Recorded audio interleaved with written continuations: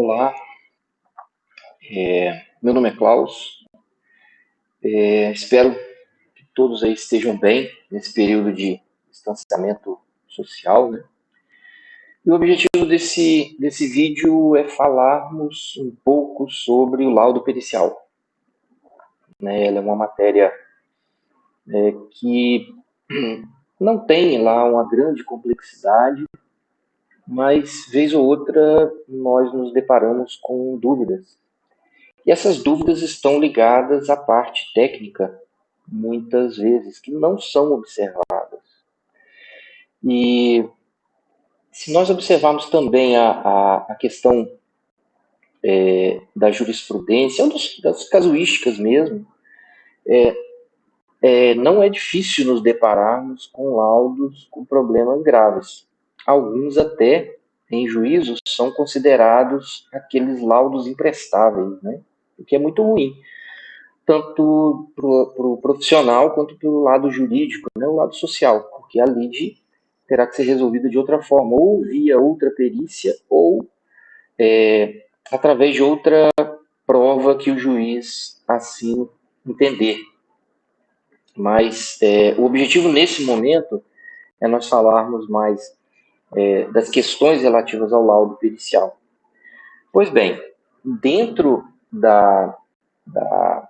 do ordenamento jurídico brasileiro, de uma maneira geral, o juiz ele necessita, em alguns casos, a depender da matéria, de uma prova que ele vai fazer, essa filtragem, se é prova ou não, se ela é válida ou não, para que ele consiga determinar o esclarecimento daquele fato.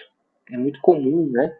No dia a dia nós pensarmos, quando falamos de perícia, lembrarmos logo da perícia criminal.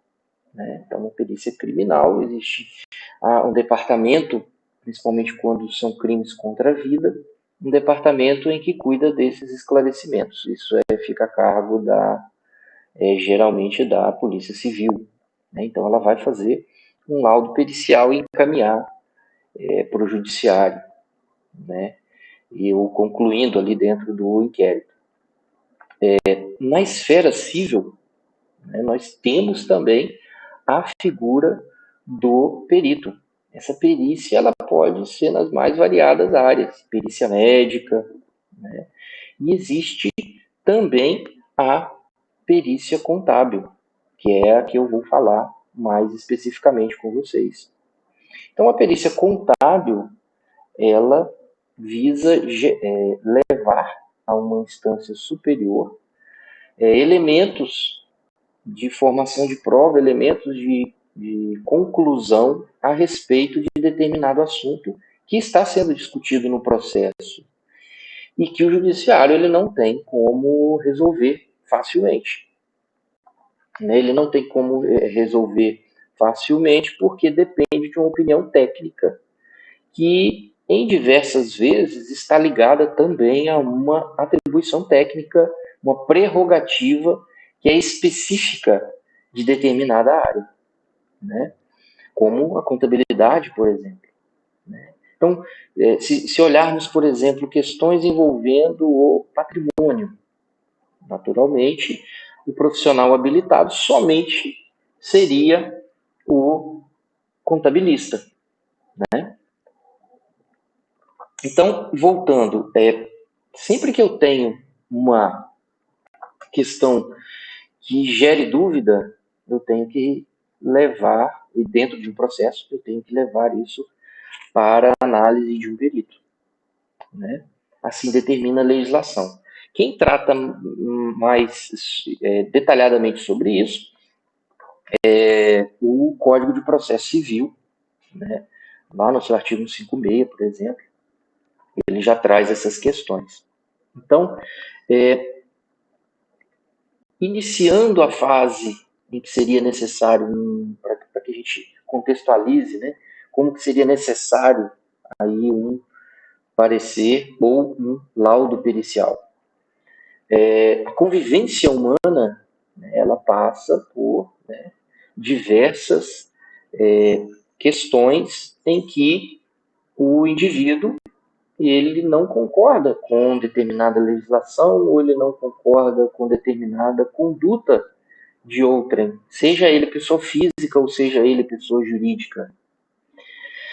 Então, não havendo concordância, né, dentro do nosso ordenamento social, dentro do nosso ordenamento jurídico, né, observado aí as questões do Estado Democrático de Direito, etc., as partes não chegam a um acordo. Isso está ligado aí às mais diversas questões, né, de solução de sociedade, apuração de haveres, obrigação de prestar contas, cálculos financeiros, cálculos trabalhistas, tudo isso pode gerar dúvida e pode gerar discussão, porque determinada parte não chega a um acordo com a outra. Eu estou falando aqui sempre de acordo porque existem fases processuais em que o acordo ele é previsto, assim, principalmente no Código Civil atual, alguns chamam de novo, né, Código de Processo Civil, mas o fato é que ele dá uma grande ênfase às questões de conciliação, às questões de mediação como forma de solução do conflito. Para quê? Para que ele evite de ir para o judiciário. Né? Nós temos aí diversos casos, reclamações quanto à atuação do judiciário na questão de tempo, né?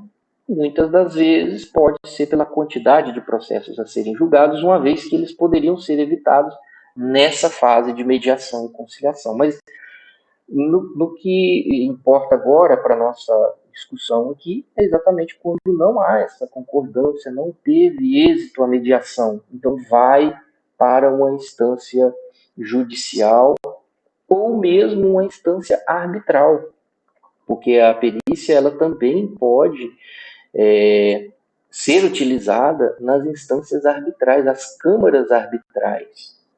Né? Se o contrato prevê que a medida de resolução de conflitos é uma câmara arbitral, ou seja, as partes convencionaram isso, a resolução do conflito será feita lá na câmara arbitral. E essa câmara arbitral, ela vai proferir uma sentença e pode utilizar, é claro, de um trabalho de um perito, que vai, da mesma forma que ocorre lá no judiciário, tentar resolver essa questão técnica, né? Então, voltando, na parte judicial, a parte A, geralmente inconformada, ela vai demandar a parte B, o processo vai se formar, ou seja, quando isso for ao judiciário e as questões de admissibilidade estejam cumpridas, será formado um processo. O juiz, né, ele conduzirá esse processo e ele vai ali fazer as diligências conforme determinam os ritos processuais e pode chegar a uma matéria, a um ponto aonde ele não tenha todas as informações necessárias. Então, ele vai encaminhar isso para um especialista. Esse especialista é o perito contábil, tratando-se de matéria contábil, é claro. Feito isso, o juiz nomeará um perito. Esse perito destaque-se da confiança do juiz.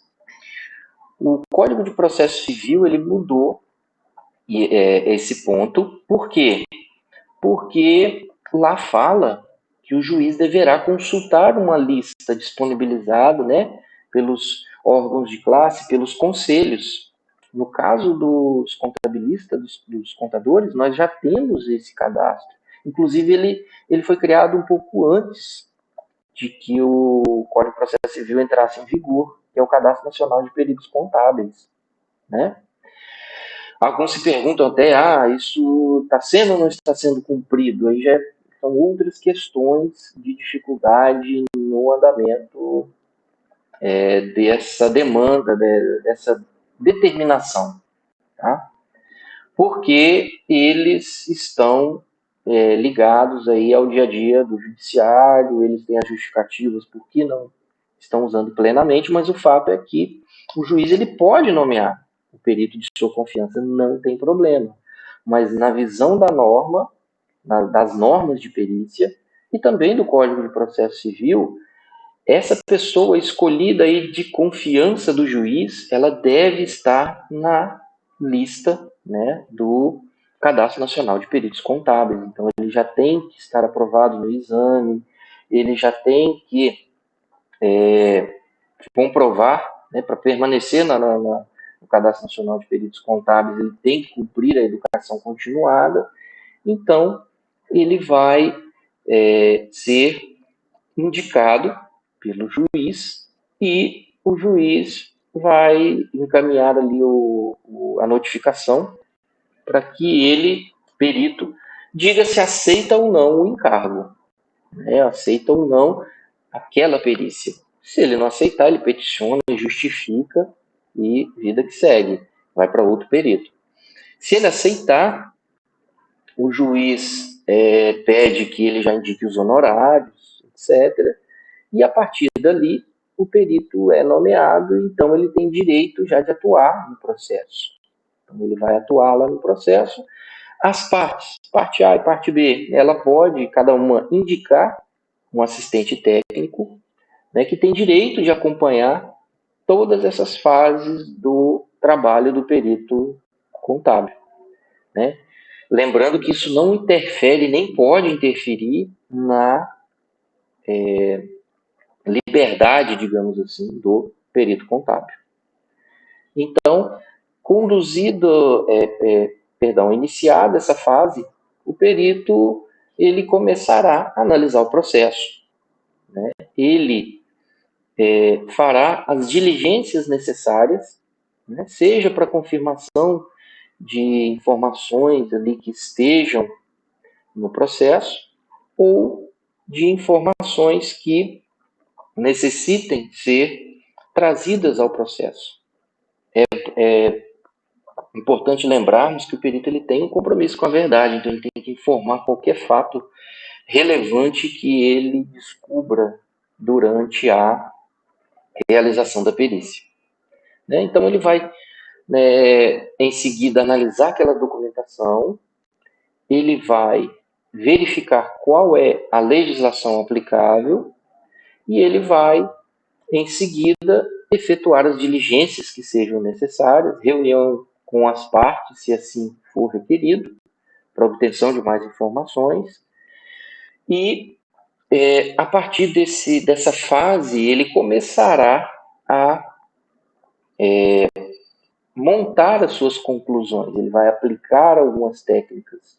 Por isso que é muito importante a elaboração de uma proposta de honorários adequada, né? Via de regra, não diria que é via de regra, mas vez por outra nós temos reclamação de colegas, né, por redução de honorários e tal. Então, cada fase do trabalho do perito, ele deve ser planejada, e isso já começa lá na proposta, né? Na proposta, eu já tenho que verificar quanto tempo que eu vou gastar na leitura do processo, né, para fazer carga e devolver esses autos, e assim sucessivamente. Eu tenho que estimar também quanto tempo que eu vou demorar fundamentando a minha decisão, a minha conclusão. Isso é muito importante porque isso tem que estar no laudo, né? Ah, mas isso é a cargo do juiz, que ele tem que verificar se aplica ou não. Não é bem assim. Se você observar, a norma diz que o laudo ele tem que apresentar qual foi a metodologia, né?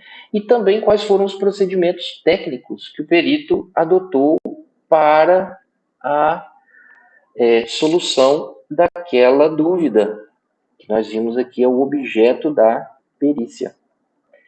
Nesse ponto, é bem interessante nós destacarmos, existe um autor do livro, eu não me recordo aqui o nome do livro, mas é o professor Zappa, que ele dá uma ênfase muito grande nisso, que você, para iniciar uma perícia, você tem que ter clareza de qual é o objeto dessa perícia. Por quê?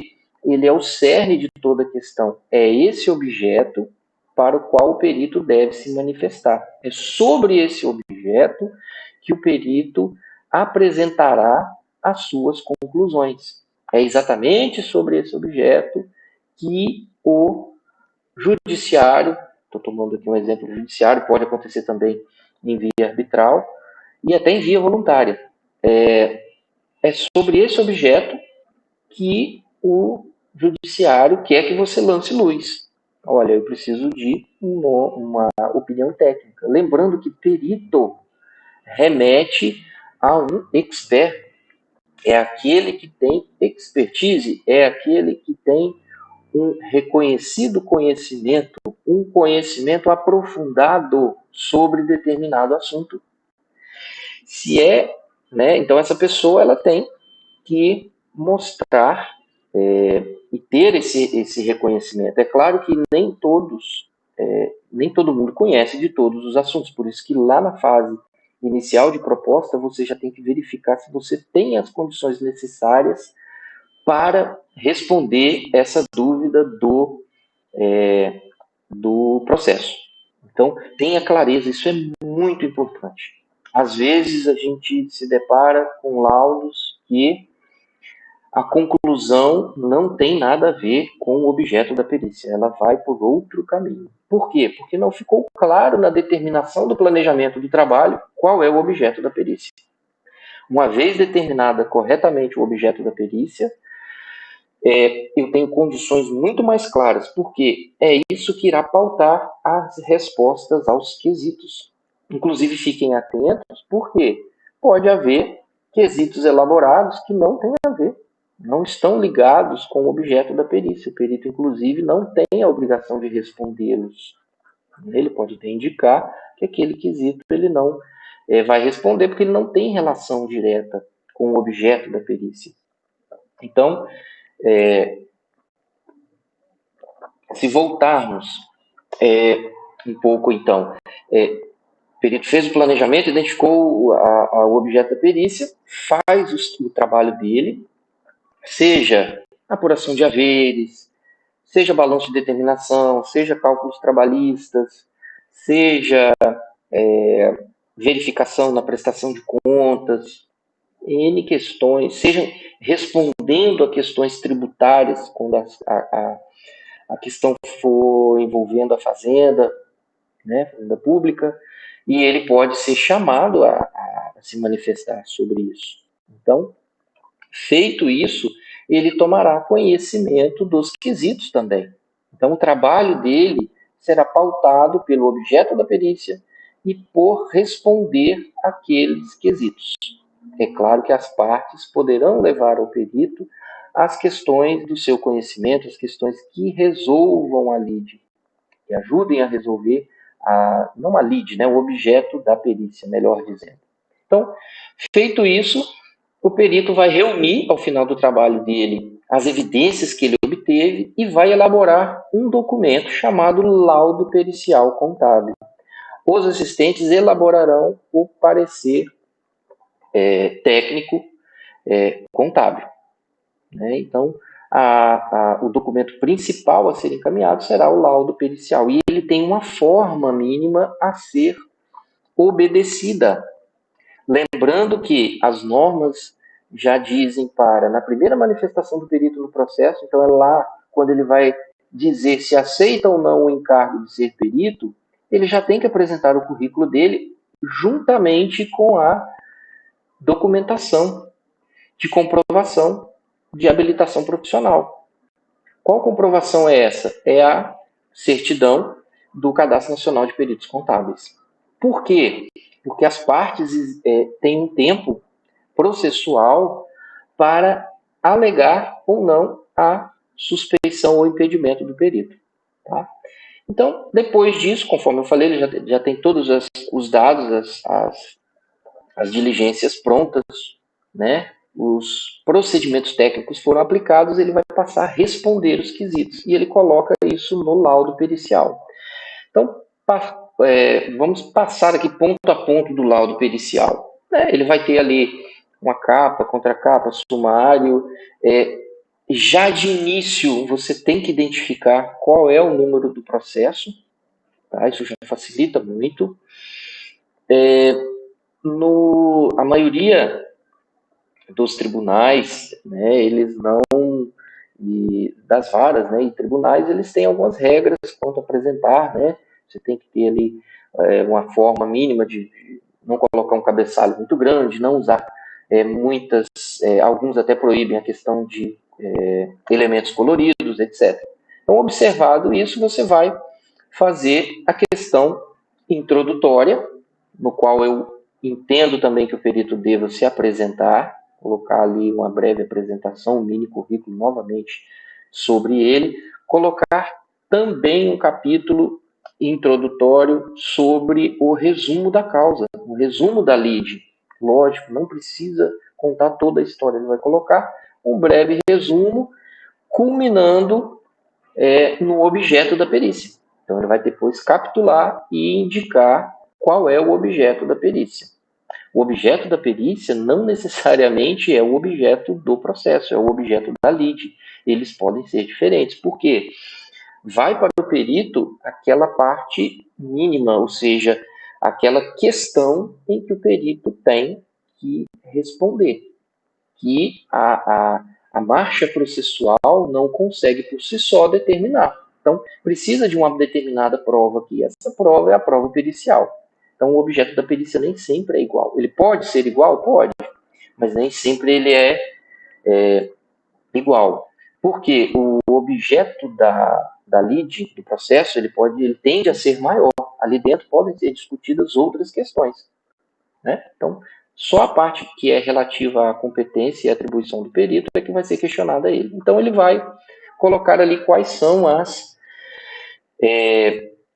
o objeto da perícia, né? Um capítulo que muita gente costuma negligenciar, né? E não é interessante. Ah, mas que isso aí ninguém lê, tal, não importa, o perito tem que colocar, é muito importante para dar sustentação ao seu laudo e evita questionamento lá na frente, que é a metodologia. Qual a metodologia que foi aplicada?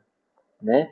Nessa metodologia, quais foram os procedimentos técnicos que o perito utilizou? Inclusive, a norma ela traz um rol de procedimentos técnicos. Inspeção de documentos, recálculo. Então, ali você tem que escolher e indicar qual foi o procedimento técnico que você utilizou. Né? Nesses procedimentos técnicos, você também pode sustentar qual literatura você se baseou, né? Qual livro, qual obra que tem a ver com o trabalho que você está fazendo, que tem a ver com aquele procedimento técnico. Então, você pode facilmente identificar e citar essas obras. Isso dá uma robustez técnica ao seu trabalho. Então, a metodologia ela não pode ser, digamos, esquecida, ela não pode ser preterida nos trabalhos de perícia. Então, é uma atenção muito grande que você tem que ter. Outro ponto em relação a isso é também indicar, né, com clareza quais foram, isso você não precisa ter um grande capítulo, né? Quais foram as etapas, né, que o seu trabalho compreendeu, né? Se você fez corretamente a sua proposta né, de honorários, lá tem as etapas e você faz um cronograma. Ó, o cronograma obedecido foi esse aqui, já evita questionamento lá na frente. Né? Ah, teve um cronograma de planejamento, depois de conhecimento do processo, apresentação de proposta, as diligências, análise dos autos, reunião de documentos, realização de cálculos e por aí vai. Ele só vai dizer cada etapa que o trabalho compreendeu, que o trabalho teve. Né? Então, quem ler o seu laudo, ele vai verificar, ó, tem todas as etapas, qual a metodologia, qual o procedimento técnico que foi aplicado, quais autores que eu estou citando, né, se fosse em direito, né, qual seria a doutrina que eu estaria utilizando, talvez alguma jurisprudência, né, não precisa se aprofundar nisso. Todos esses capítulos, eles não devem ser prolixos, eles devem, ao contrário, serem objetivos. Eu tenho que colocar ali de forma objetiva, eu não posso tornar o laudo excessivamente grande e enfadonho. Tá? Então ali eu já coloco as minhas esses procedimentos em breves linhas. Eu não preciso e não devo escrever muito. Isso não é sinal de que o seu laudo está bom, ou de que ele foi corretamente feito, ou que ele está muito técnico. Não. Então, em seguida, feito isso, eu passo para um capítulo da transcrição dos quesitos. Eu vou transcrever quais foram os quesitos e, logo abaixo, qual foi a minha resposta. Essas respostas, senhores, ela também requer um equilíbrio. Ela não pode ser somente dicotômica. Né? Houve, supondo que fosse uma questão fiscal, houve o recolhimento do tributo tal por parte do reclamante. Aí eu coloco lá, sim. Isso não traz robustez nenhuma e mais, vai gerar trabalho para você lá na frente, que você pode ser chamado a explicar isso. Então, sim, né? E fundamenta. Olha, eu analisei os comprovantes, as guias de recolhimentos, elas estão nos autos, tal, ou elas foram obtidas na diligência número tal. Também de forma muito objetiva, eu não tenho que contar toda a história, até porque lá na metodologia e nos procedimentos técnicos eu já indiquei qual foi o meu modus operandi, qual foi a minha metodologia. Então ali eu coloco estritamente a resposta do quesito e em que eu estou me baseando para dar aquela resposta, de forma muito clara e muito direta. Então, depois que eu respondi todos os quesitos, eu já chego na parte da conclusão. Na conclusão, aí é uma forma que eu recomendo, né? Como o nome já diz, você vai ter que concluir. E eu concluo sobre o quê? O objeto da perícia. Se eu não tenho ele claro, a minha conclusão também não sairá boa coisa. Geralmente a conclusão ela fará o quê? Um resumo de todas as respostas dos quesitos. Eu vou comentar rapidamente, eu não vou repetir as respostas, como o nome diz. Eu vou sintetizar as respostas que eu acabei de comentar uma a uma dos quesitos. Eu vou reunir aquilo num capítulo. Em breves parágrafos também. É claro que se eu tiver aí diante de uma perícia, né, com muitos quesitos, uma perícia muito complexa, ela tende a ser maior, mas eu também não tenho que ficar escrevendo. Alguns laudos, às vezes, caem no vício de voltar ali e começar a repetir as questões do processo. O resumo dos autos você já colocou lá na introdução, e é lá que tem que ficar. Ali você já tem que ser técnico e objetivo. Ó, com base nesses procedimentos e tal, nos quesitos, eu estou concluindo isso, isso e isso. Quanto à parte tal, eu vou concluir sobre isso, isso e isso. Então eu faço de forma bem objetiva e bem clara. Volto a dizer, a palavra de orientação é o que? O equilíbrio. Eu tenho que dizer quais são as minhas conclusões, comento rapidamente sobre quais foram os elementos de convicção, quais foram as evidências que eu obtive para chegar naquela determinada conclusão. Tá bom? Então, por fim, eu coloco o encerramento daquele, né, faço um termo de encerramento, é um breve comentário dizendo quantas páginas e tal, e eu estou firmando aquilo ali. Não esqueço de novamente juntar a minha certidão de regularidade. Mas você falou que lá no início do processo você tem que se manifestar. Tem. E lá você coloca a certidão. Entre você se manifestar no início do processo e ao final entregando o laudo, existe um lapso temporal muito grande. Então eu acho sim conveniente já colocar nos dois momentos. Tá? Outra questão quanto aos apêndices e anexos, eles nem sempre são necessários. Ele pode ou não ser necessário. Exemplo, supondo que nas minhas diligências eu encontrei algo assim, extremamente relevante para a resposta aos quesitos e extremamente relevante para a conclusão. Isso traz, ele é um elemento ali que foi naquela diligência que eu obtive aquela informação ou eu tive acesso a determinado documento. Quando ele tem essa importância elevada, aí sim, eu vou e coloco, aí é a minha recomendação, minha visão pessoal, eu coloco ele como um anexo, né, como um adendo. né? Então, sempre que eu tenho alguma diligência ou algumas diligências ou outras atas, eu posso fazer ata, né? Eu fiz uma reunião com as partes, nem sempre aquilo ali seria uma diligência, eu posso tratar de uma forma como de ata, em que cada um se manifestou, trouxe informações, prestou esclarecimentos, e volto a dizer, essas etapas também não faça de forma negligente, sempre documente essas etapas por escrito e guarde nos seus papéis de trabalho. Isso vai te dar uma segurança muito grande, lembrando que adiante você pode ser chamado em audiência para prestar esclarecimentos quanto a quesitos. Lembrando que esses quesitos que você pode ser questionado quanto aos quesitos já existentes ali, que pode ter ficado alguma dúvida, e você ainda pode ser chamado a responder quesitos complementares. Lembrando que os quesitos complementares, você, perito, tem direito de pedir esses honorários, porque ele não estava previsto na sua proposta inicial. Veja aí a importância da sua proposta inicial estar bem fundamentada, com o cronograma delineado, né? Então, voltando aqui às questões dos anexos, né? Então, esses apêndices, esses anexos, eu também não tenho que... eu fiz 25 atas. Então, para comprovar a robustez do meu laudo, eu coloco isso tudo como anexo. Não é assim. Isso vai tornar, volto a dizer, o seu laudo enfadonho, ele vai tornar o seu laudo prolixo.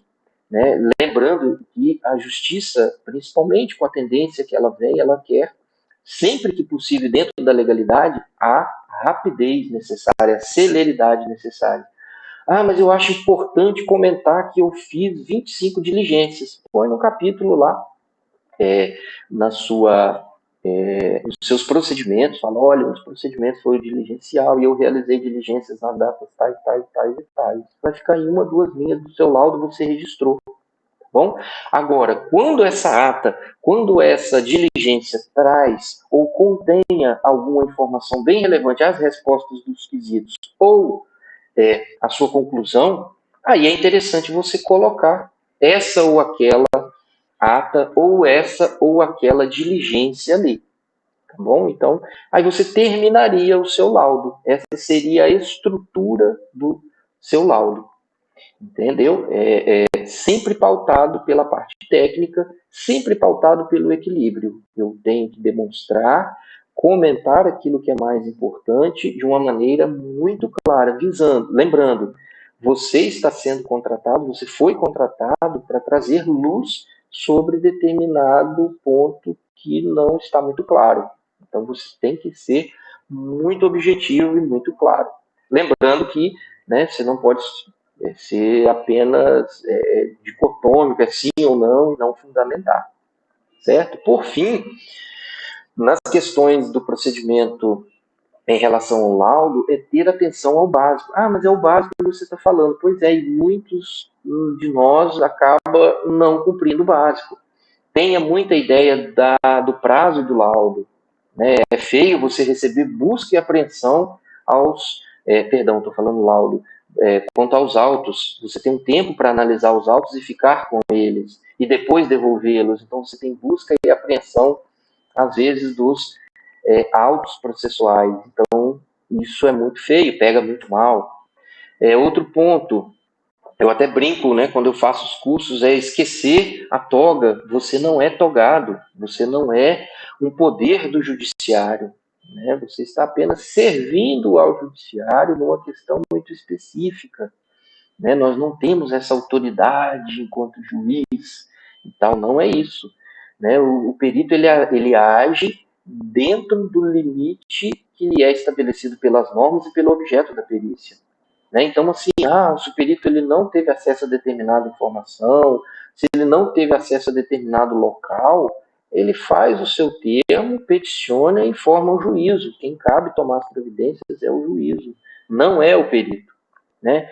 E por que eu falo disso, da gente se despir da toga, né? Não achar que estamos ali com poder judicial? Né? Exatamente para que a gente tenha a imparcialidade necessária para a realização do trabalho. Outra coisa também, às vezes não obedecida, é sempre comunicar as partes, né? Os assistentes técnicos, eles têm o direito de saber o que está sendo feito, ele tem o direito de saber das diligências que estão ocorrendo e de que forma elas estão ocorrendo, tá? Também qualquer forma de produção de provas, né, eles têm que ser informados, eles têm que participar do trabalho, tem que ser oportunizada essa participação para eles. Então, esse é um dos alertas que eu faço para os colegas aí quando estiverem conduzindo o trabalho. E, naturalmente, tudo que você faz na operação, nos procedimentos da perícia, refletirá naturalmente no seu laudo pericial, que é o principal documento seu. Então, assim, um trabalho bem feito, ele deve estar espelhado num laudo pericial também bem feito. Lembrando que é o único momento ali que o perito tem como se manifestar, tem como demonstrar o seu trabalho. Então, ele tem que ser sempre pautado numa linha técnica muito forte, ele tem que ser pautado numa fundamentação científica muito forte. Então, assim, nesses breves minutos aí que a gente conversou, era isso que eu queria passar para você que está aí assistindo esse vídeo, sobre elementos importantes do laudo pericial e o que você não pode deixar de observar, ainda que sejam questões básicas. Eu mencionei anteriormente, as normas de perícia foram modificadas, elas já passaram aí pela sua primeira revisão, entraram em vigor em março de 2020, né? Então tem algumas alterações relevantes lá para nós observarmos. O ponto-chave para tudo, né, não precisaria nem estarmos obrigados a isso, né? A educação continuada, ela é extremamente necessária, principalmente para o perito, e sempre que possível, você estar também atento a novas tecnologias, né, a novas discussões, né? Esse período, né, que estamos vivendo dessa pandemia também já está impondo novas formas, né, de relacionarmos, de tratarmos o conhecimento, e isso pode naturalmente também impactar todo o nosso trabalho. Então eu espero que vocês tenham gostado, que isso contribua de alguma forma para a nossa discussão, para a nossa evolução técnica, né, enquanto peritos contábeis. Tá joia? Eu agradeço muito a sua paciência em ter assistido esses comentários aí. Tá bom? E até breve, num próximo vídeo, num próximo assunto aí. Um abraço a todos.